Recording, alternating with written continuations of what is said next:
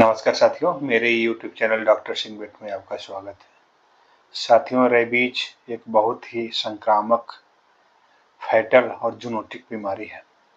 Zoonotic बीमारी का मतलब ये होता है कि वह बीमारी जो जानवरों से इंसानों में और इंसानों से जानवरों में फैलती है, जिसमें रेबीज बहुत ही प्राणघातक रोग है। एक बार इसके लक्षण अगर किसी भी पशु और मनुष्य में दिखने लगे तो फिर उसका दुनिया में कोई भी इलाज संभव नहीं है।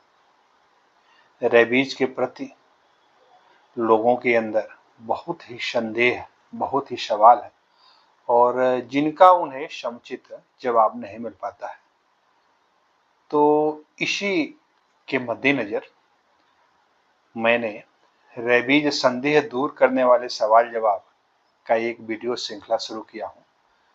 आज उसके पहली कड़ी में हम जो महत्वपूर्ण 25 सवाल जवाब हैं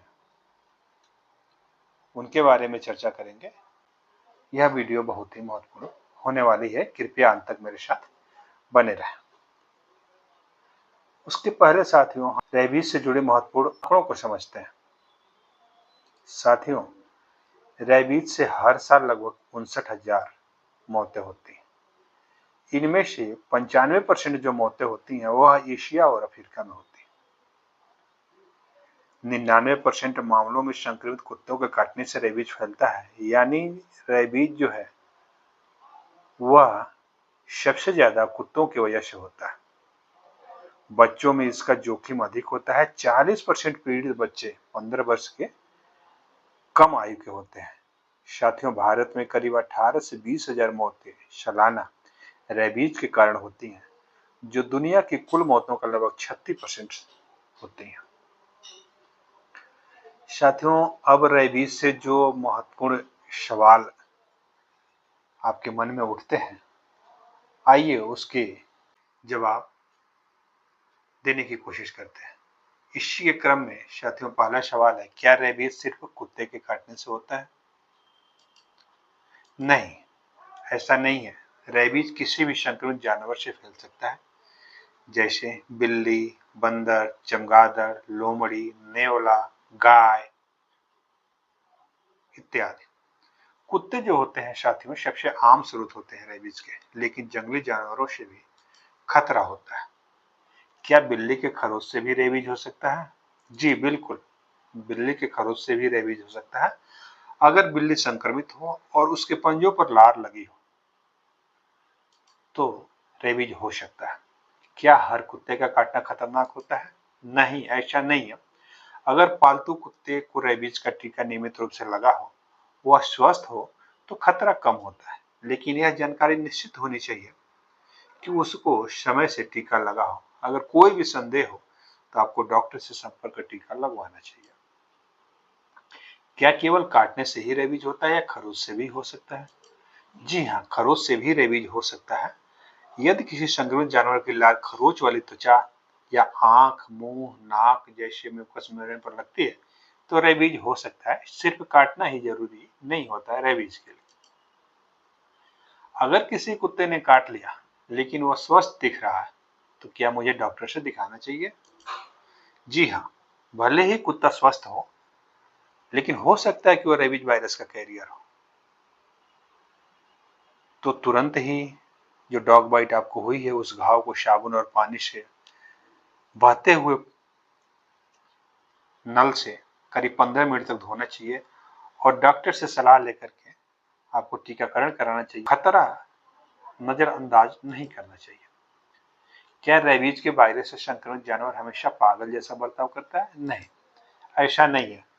कुछ जानवरों में रेबीज जो होता है वो साइलेंट रेबीज यानी डम फॉर्म में होता है, जिसमें वह जानवर जो है शांत और कमजोर दिखता है, इसलिए केवल व्यवहार देखकर अनुमान लगाना सुरक्षित नहीं होता। क्या घर के पालतू पपी के काटने से भी रेबीज वैक्सीन जरूरी है? जी हाँ, अगर पपी का रेबीज वैक्सीनेशन नहीं हुआ है या उसकी स्थिति संदिग्ध हो, अर्थात उसको समय से वैक्सीन न लगा हो, तो वैक्सीन आपको लेना चाहिए, खास करके घाव अगर जब गहरा हो। काटने के कितने समय के अंदर रेबीज का टीका लगवाना चाहिए?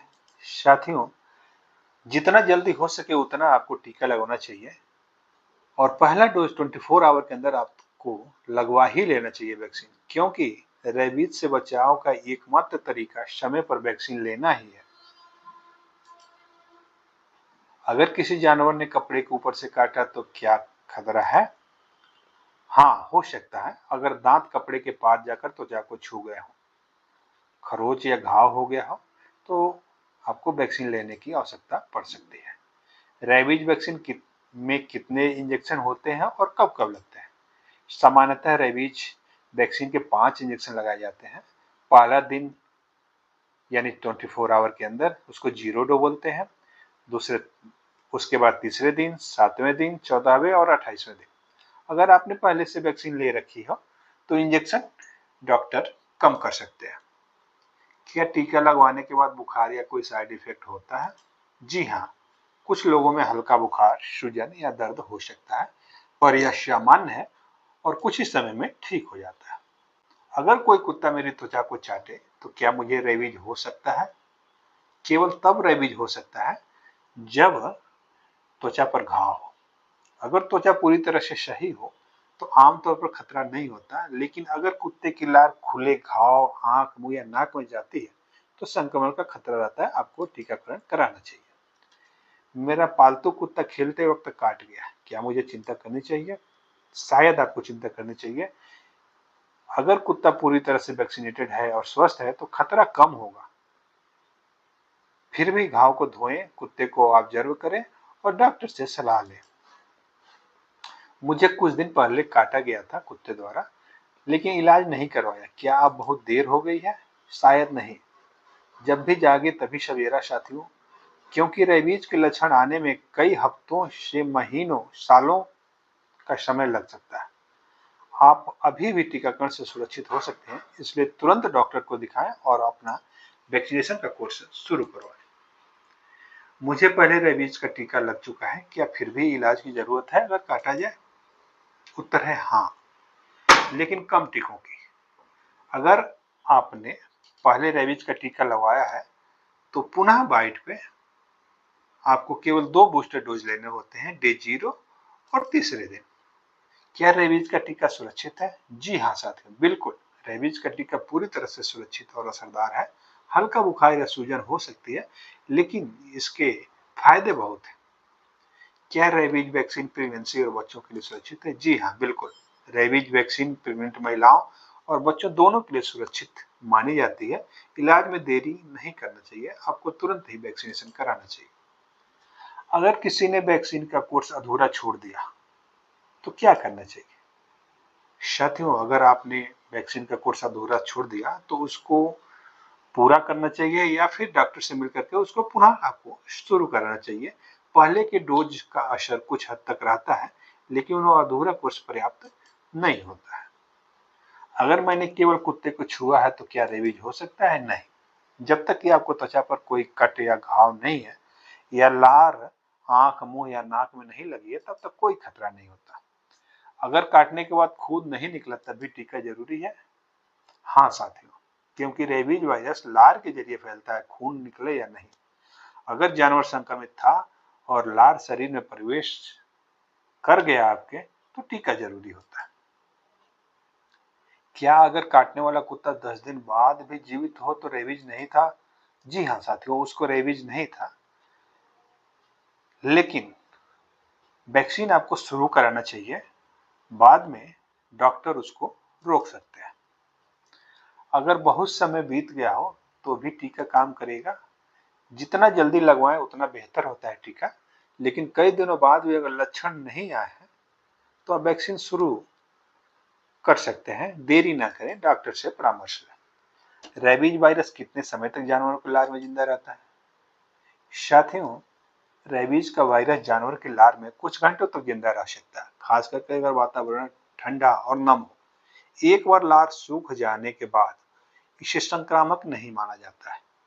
वायरस जो होता है वो सूर्य के प्रकाश, पराबैंगनी प्रकाश या गर्मी से भी आसानी से नष्ट हो जाता है। जीवित रेबीज वायरस मृत जानवर में 24 घंटे से अधिक समय तक जीवित नहीं रह सकता है, जब तापमान 70 डिग्री फ़ारेनहाइट तक पहुंच जाता है। क्या दूध पीने या मांस खाने से रेबीज फैल सकता है अगर जानवर संक्रमित था? जी हाँ साथियों, अगर आपने कच्चा दूध और अधपका मांस रेबीज से संक्रमित जानवर का खाया है तो आपको रेबीज का खतरा हो सकता है।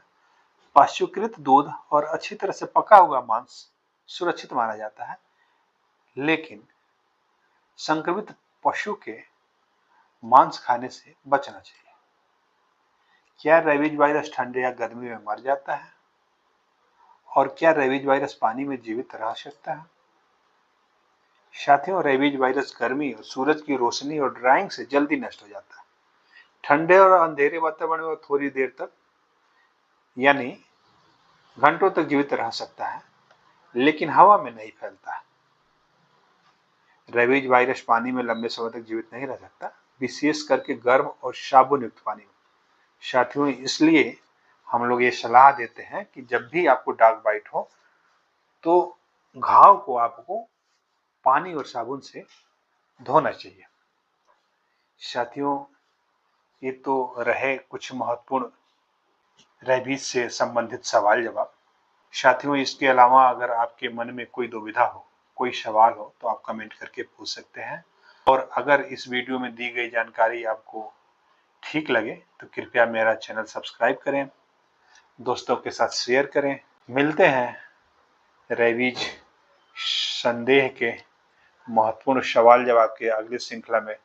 तब तक के लिए नमस्कार, धन्यवाद।